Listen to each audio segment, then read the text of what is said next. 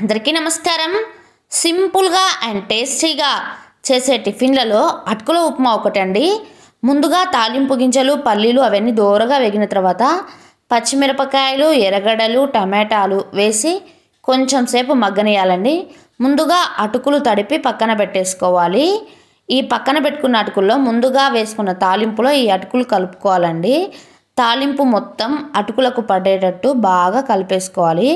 ఒకసారి 2 నిమిషాలు సిమ్లో కొంచెం సేపు మగ్గనియాలండి. అవి వేడయ్యేంత వరకు మగ్గిన తర్వాత ఈ పప్పుల పొడి చల్లుకోవాలండి. జీలకర్ర, పప్పులు మిక్సీకి వేసుకున్న పొడిని చల్లుకొని ఒకసారి బాగా కలుపుకొని నిమ్మకాయ రసం పిండుకుంటే, దింపినాకనే నిమ్మకాయ రసం పిండాలండి.